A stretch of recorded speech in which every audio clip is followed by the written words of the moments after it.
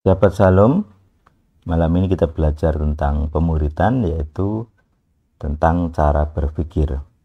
Jadi orang-orang yang pengen hidupnya lurus seharusnya memiliki cara berpikir ilmiah. Ini menarik karena kebanyakan orang-orang yang memiliki aliran-aliran agama, bahkan beberapa orang Kristen sendiri, juga tidak memiliki cara berpikir ilmiah. Padahal kita ketika mempercayai Alkitab sebagai sebuah kesaksian sejarah, kita menggunakan metode ilmiah. Misalnya, kita mempercayai bahwa kitab-kitab yang kita miliki berasal dari masa lampau dan ketahuan tahunnya. Tahun pembuatannya tahu. Dengan cara apa? Metode ilmiah, yaitu penanggalan karbon. Jadi sebagian kecil dari kitab itu dibakar, kemudian diuji level karbonnya apakah ada prosentase yang berbeda, yaitu prosentase dari karbon 12 dan karbon 14. Pemahaman tentang ilmiah di dalam beragama ini penting. Nah, kebetulan ini ada berita bahwa orang-orang Kristen dimualafkan, khususnya para pahlawan. Memang ada tendensi seperti itu ya. Ini sebenarnya saya sudah pernah pantau videonya tahun 2018, cuman sekarang jadi viral. Ya, jadi kita akan melihat, makanya ini jadi bahan belajar kita bersama. Kita harus belajar berpikir ilmiah. Jadi berpikir ilmiah itu bicara dengan data. Makanya saya sering bilang, berbicaralah dengan adab. Adab itu artinya jangan terlalu emosional. Kemudian berbicaralah dengan ilmu. Jadi kita kalau ngomong itu ada dalilnya, ada dasarnya. Kalau kita bicara sejarah, maka kita harus belajar ke ahli sejarah. Jadi salah satu cara belajar kita ya belajar ke orang-orang yang paham sejarah. Ahli kitab gitu ya. Pernah baca kitab-kitab sejarah, bisa baca kitab-kitab sejarah. Nah, misalnya hoak tentang Majapahit. Sebenarnya di dalam hoak sejarah Majapahit juga pernah ada ya beberapa berita tentang Gajah Mada. Gajah Mada misalnya disebut Gats Ahmada. Ini juga sama, jadi Thomas Matulesi disebut Ahmad Lusi. Yang jadi poin saya pertama adalah dari mana tulisan Ahmad Lusi, dari mana tulisan Gats Ahmada. Harus ada kitabnya, harus ada prasastinya. Jadi begitu.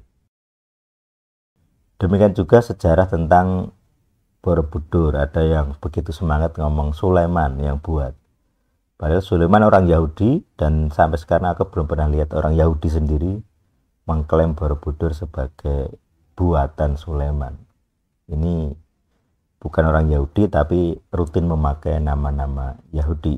Nah, kita akan mencoba menelusuri bagian dari ucapan syukur kita bahwa banyak orang Kristen yang berperan di dalam pendirian negara Republik Indonesia.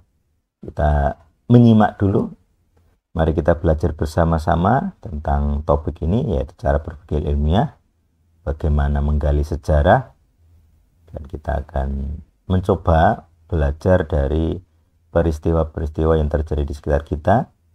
Kita belajar dari orang-orang, apakah bisa kita ikuti cara berpikirnya, cara mengakses informasi, bagaimana cara mengolah informasi. Dan kali ini kita mencari tahu gitu ya, para pahlawan yang mengaku atau diuji atau dites memiliki iman Kristiani, apapun sektenya. Selamat menyimak, jangan lupa jempolnya, supaya semakin banyak orang bisa belajar cara berpikir ilmiah secara khusus ketika beriman atau beragama. Tuhan yang hidup bersama kita. Amin. Jadi ini berita yang saya baca, ini Ahmad Lucy. Ya, kalau kita lihat di sini namanya jelas ini ya. Thomas itu nama-nama Kristen. Kemudian digantikan jadi Ahmad. Itu berita yang beredar, gambarnya juga dirubah nampaknya. Nah, ini video aslinya sepertinya tahun 2018. Nama asli Kapitan Patimura. Oke. Jadi kapitan itu kan kapten ya. Patimura itu kan nama, bukan nama orang sebenarnya. Dari sejarah juga kita tahu itu nama gelar. Gelar para pemimpin gitu. Jadi saya punya teman juga dari suku Ke yang menjelaskan hal ini. Nah, jadi kalau kita pengen belajar tentang sejarah, jadi di sini ada juga yang marah-marah mungkin atau meluruskan. Jadi dia bahas ada Thomas Matulesi memang Kristen, ayahnya Cornelis Matulesi dan ibunya Petrosina Noya gitu. Ya, jadi nama keluarga aja baptis semua. Jadi ini saya sangat menarik karena bisa jadi pertimbangan gitu. Jadi nama-nama keluarga itu nama-nama baptis, nama-nama Kristen ya. Kalau dari wilayah Maluku banyak orang Katolik, jadi biasanya di depan namanya dikasih nama baptis. Ada Matius, ada Thomas, nama Eropa atau nama-nama baptis ya. Maria gitu. Nah, kemudian kalau kita lihat beberapa daftar orang-orang Kristen yang diakui sebagai pahlawan negara, nah ini ya puji Tuhan negara tidak peduli komentar tentang agama-agama pahlawan ya, artinya tidak merubah. Jadi di dalam Patimura sendiri yang bernama Thomas Matulesi gitu ya, ditetapkan tahun 73. Jadi para sejarawan kita sudah sepakat di tahun 73 gitu ya untuk menyebut Patimura ini, Kapitan Patimura, dengan nama Thomas Matulesi sebagai pahlawan. Mempunyai adik, ya, ini namanya juga nama Kristen. Jadi, sebenarnya daftar ini sudah, artinya tahun 73 sudah diakui oleh negara. Dan ini pengakuan ini tidak hanya satu, tapi banyak orang gitu ya. Jadi kalau kita lihat nama-nama yang ada di sini, nama Adi Sucipto misalnya gitu ya, ada nama Agustinusnya, kemudian nama-nama Eropa semua. Nah, jadi di zaman itu nama-nama Eropa berarti ya nama-nama Kristen. Beda dengan sekarang, jadi bukan orang Kristen pakai nama-nama Kristen ya banyak loh sekarang. Maria banyak yang bukan Kristen. Yohanes, Matius itu banyak yang enggak Kristen juga. Cilik Riwut, Kalimantan, Donald, Ferdinand, Fran Kaisipeo, Papua, Herman Yohanes, Ishak Jamin Ginting di Batak ya. Jadi ada banyak sekali orang-orang yang diakui sebagai pahlawan dan beragama Kristen. Maria Walanda Maramis, Kristina Tiahahu, Marta Kristina sudah Kristen sekali. Martin, Pierre Tendean, nah ini pahlawan revolusi. Robert Walter Monginsidi, Samratulangi, Silas Papare, Slamet Riyadi yang dari Solo. Kai Bonar, Urip Soemarjo, nah ini jenderal, ada jenderal Kristen di awal kemerdekaan. Dan kayaknya ini petobat baru ya, awalnya bukan Kristen. Ya Sudarso, nah, ada nama Yusafat gitu. Nah ini contoh catatan-catatan, ya, ada Urip Sumarjo, kemudian Slamet Riyadi, Ignatius Slamet Riyadi yang nggak salah ya. Ada nama baptisnya.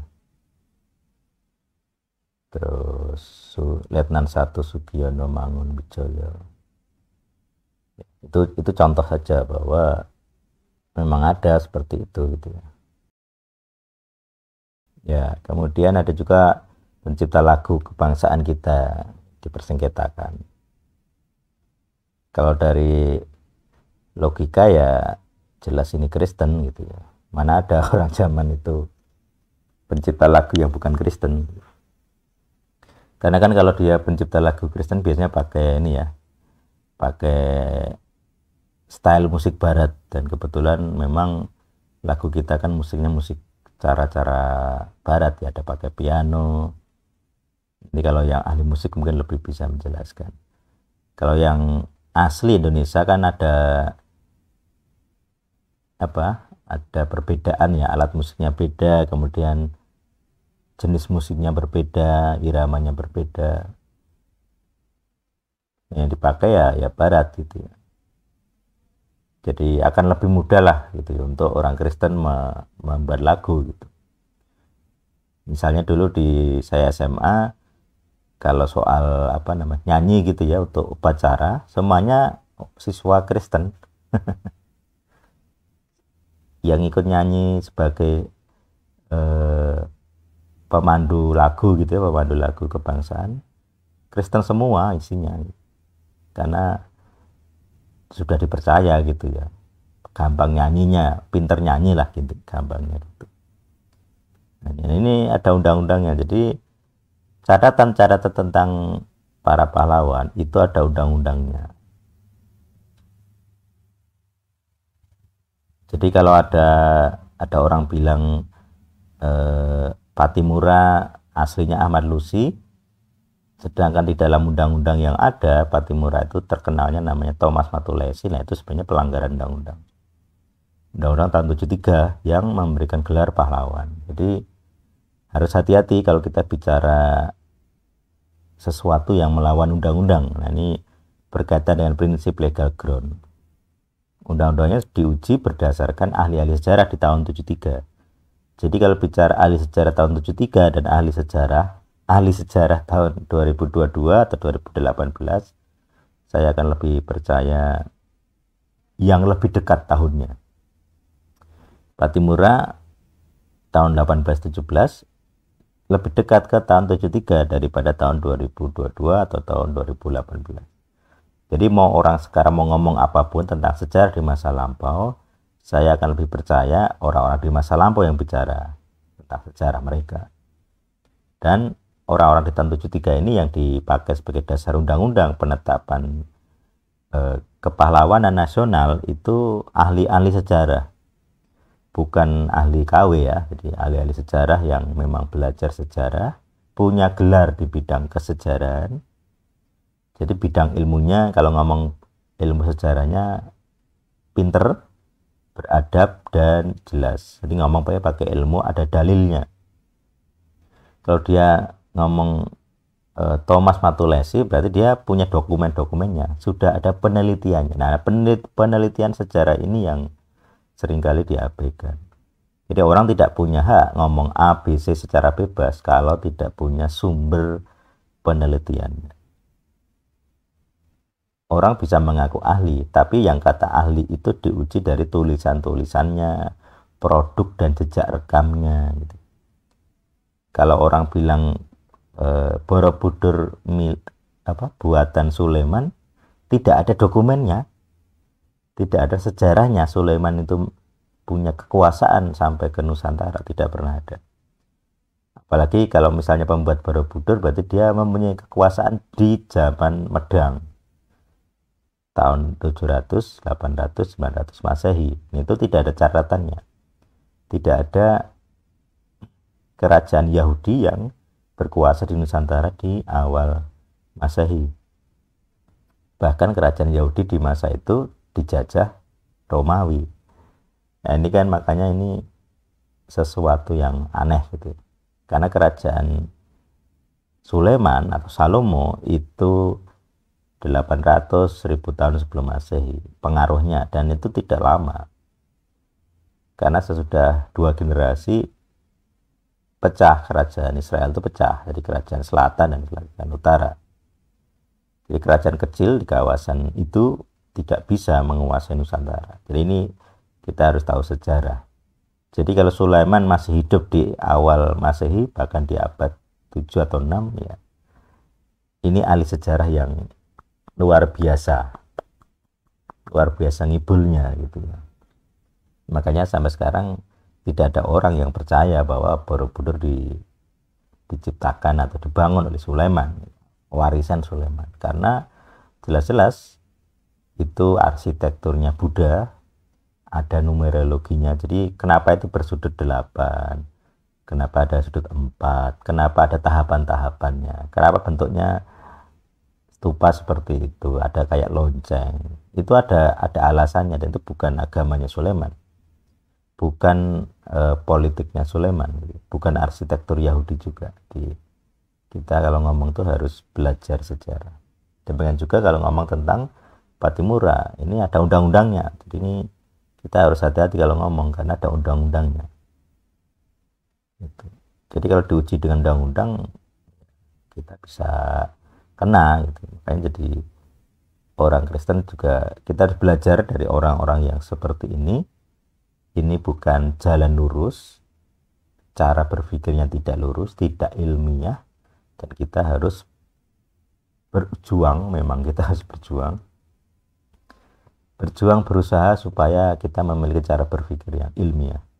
Saya sendiri menguji iman saya dengan cara ilmiah, diuji benar-benar. Saya pengalaman enggak? Kalau saya enggak pengalaman, ngapain punya agama, ngapain punya Tuhan kalau saya tidak bisa membuktikan bagi diri saya sendiri Tuhan saya punya kuasa, kan begitu. Kalau saya misalnya dalam pelayanan pelepasan, saya menguji apakah perlu minyak urapan, apa perlu minyak zaitun. Ternyata nggak perlu, ya sudah saya tidak pakai. Ini cara berpikir ilmiah. Apakah perlu saya teriak-teriak? Ternyata tidak perlu, ya sudah saya tidak perlu teriak-teriak. Jadi saya tidak pernah menengking-nengking teriak-teriak, itu tidak pernah. Kalau saya usir ya saya ngomong, saya datar, kayak nggak punya emosi. Karena kekuasaan spiritual tidak terletak di luapan emosi, tapi pada iman yang di dalam. Orang beriman tidak perlu dibuktikan dengan emosi yang meledak-ledak. Nah, ini memang kebiasaan karismatik yang nggak tepat. Oke, itu ya. Jadi kita kalau ngomong harus ada dalilnya, itu poin saya. Banyak orang Kristen jadi pahlawan, jadi kita harus bangga, kita harus pede gitu ya, percaya diri. Kalau ada orang mengatakan Agustinus itu bukan Kristen, ya tertawakan saja. Kita ini diakui negara, dan Agustinus itu nama-nama Kristiani gitu ya. Apakah Maria itu bukan Kristen? Apakah Yohanes bukan Kristen? Apakah ini Kristina bukan Kristen? Marta bukan Kristen? Patimura bukan Kristen? Mongin Sidi bukan Kristen, dan seterusnya. Ada banyak bukti yang menunjukkan mereka Kristen ya, apapun sektenya. Jadi lebih baik mari kita belajar sungguh-sungguh, belajar berpikir ilmiah. Tuhan yang hidup bersama kita. Amin.